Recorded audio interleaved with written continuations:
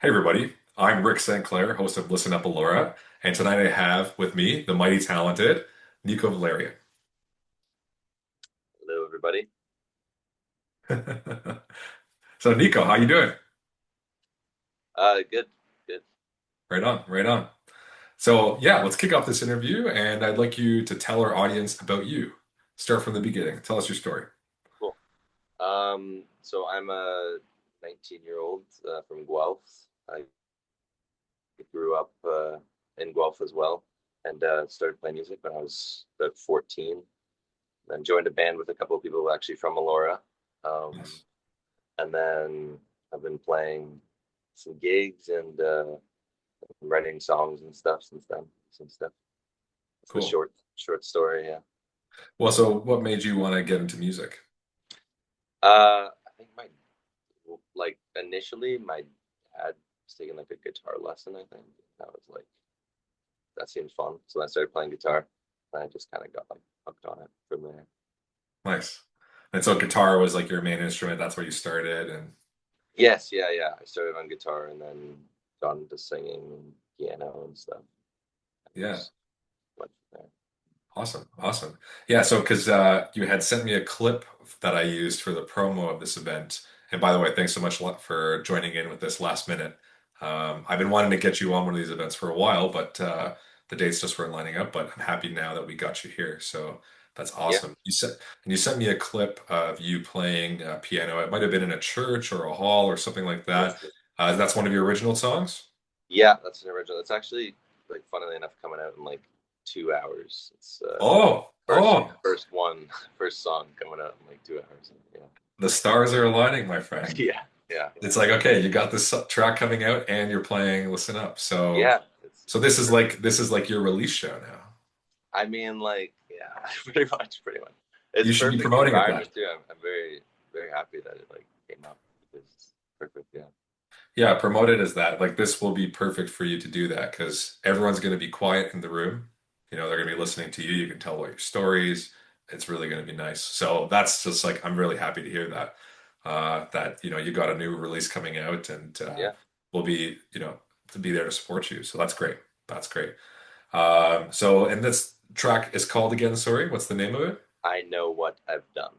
I Know What I've Done. Okay. Yeah, And so is that a song you wrote recently or have had it in in your catalog for a while or?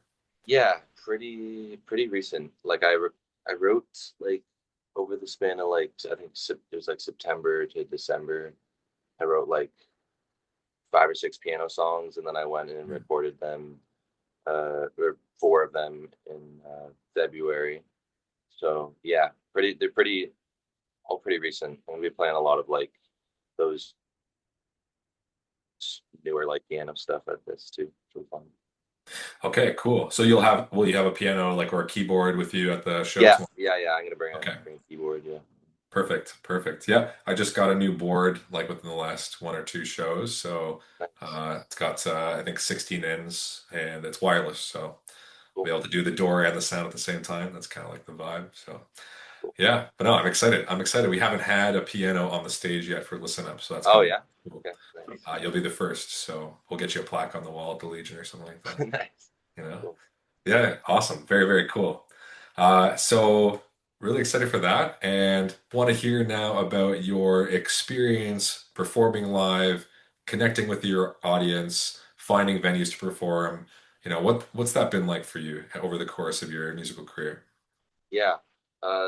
So starting out with gigging, it was like I was sort of booking all the shows for my band. Actually, an early one was well, not super early, but kind of early. It was actually at the Legion. We did a like an album release, or it was an album fundraiser actually for like recording our stuff. But early on, it was yeah booking kind of I guess stuff like the Legion where they'll just kind of let you come in and do what you do, and then it's like we played Silence in Guelph a bunch. I don't know if you've heard of that space, but I've played uh, there before, yeah. yeah, so like Yeah.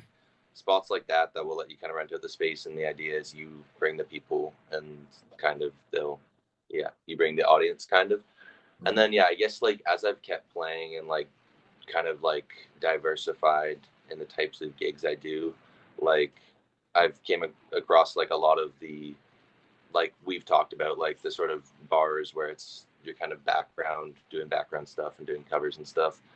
Yeah. And then, yeah, it's been kind of like, for me, it's been finding sort of like my balance between, you know, the shows where like it's kind of more like this, where it's intended to be listened and like very focused, Mhm. and then how much I can do of the other stuff too, like of the cover sort of background stuff. Yeah.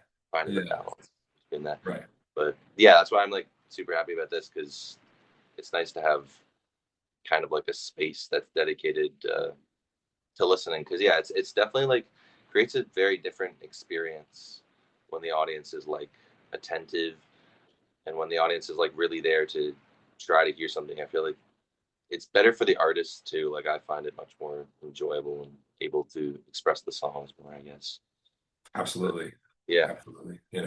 And I think it's really good for the audience too, right? yeah, Because everyone's so glued to their phones and they're so distracted and there's like a million things going on in everybody's head. There's so yeah, much going on in the world. It's like a crazy time to be alive, just an yeah, overload of information. So it's nice to just kind of be present, create a moment of presence, 100%. Yeah, and connect with an artist and just be here now, listening to the lyrics, understanding the lyrics, not hearing like, kitchens clanging and, yeah, bar sounds and all that stuff. It's like, this is just about the music, right? yeah, Uh, there's a time and a place for everything, there's nothing wrong with like a good old, yeah, rock show or a loud, rowdy environment. There's, certain music that suits that. But, yeah, for people who like storytelling and maybe folk or jazz or spoken word, like, you need a platform like that. yeah. So, And yeah. it definitely makes it easier. Like I found like I've had to choose uh like of course like you said, there's a space for those other things. So I've had to sort of choose what songs I think will work in each environment, because some songs it's just like if there's the kitchen rattling, it's just gonna like I can get through the song, but it'll be kind of difficult, like those distractions can be. That's another thing I guess with like progression of like gigs is like learning how to manage that too, and sort of like get through those things. It's like its own skill in a way almost. But Yeah, yeah, for sure. And like, what brought this on for me is like I had been doing country covers for the last 10 years, roughly, minus the COVID years.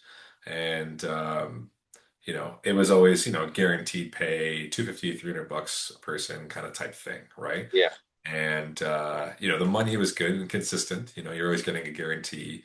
You're playing 3 45-minute sets, but you're playing other people's music, right? And I'm singing, with sort of like uh, a certain accent to my voice to kind of try and mimic that, emulate the sound of the country singers, whether it's Johnny Cash or Hank Williams or Merle Haggard, whatever I was doing. So I yeah, wasn't really doing, I wasn't really presenting my authentic self. I was just doing covers, right? yeah, And I got really bored of that. I just yeah, kind of felt like I almost didn't really want to play anymore. And then I started writing originals again and changed my voice really to be more like my true voice. I really worked almost for a year trying to like sing through my natural speaking voice, yeah, right? yeah. And I'm a baritone and almost really a bass baritone in terms of my Me range, too. right? Yeah, Yeah, right. I think you go quite high though. Like I think you have a wide range, right? yeah. Yeah. I try to, but I think naturally, yeah, I said the baritone bass You more. gravitate towards the lower, right? Yeah, Yeah, yeah, for sure.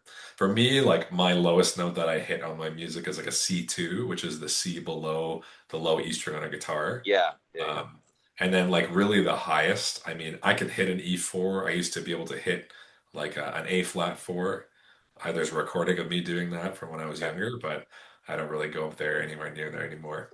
And that's not even that yeah, high by comparison. But yeah, so I came to this realization. I put out like an EP, like a demo EP, in November of 2024 at the brewery in Elora, yeah. Okay, right? And it was a good room, but like again, it was still very loud, and it wasn't really like it didn't feel like the right space for the music. People were still very yeah, supportive, like they bought tickets for my raffle. I did that to kind of raise some funds, and like it was well received that way. yeah, But yeah, I just kind of wanted like a quiet room again. And it yeah. reminded me of my experience. I used to host these types of shows in Halton Hills, right? Okay, And I started those because I was hosting a rock show, had an acoustic singer-songwriter open up that rock show. There were like six bands, classic small town show with Yeah. like six bands on the bill. And she was amazing, but people weren't really in the right headspace. They weren't paying attention to her. They just wanted to drink and party, and it wasn't like the right space for her. Yeah. So, like maybe a couple months later, I hosted a show and had her headline it. And I told everybody that came through, no talking. It's like this is a quiet room. Yeah. And I didn't have to enforce the rule. Everybody loved it. So it kind of taught me that the context really matters, right? 100%. Yeah.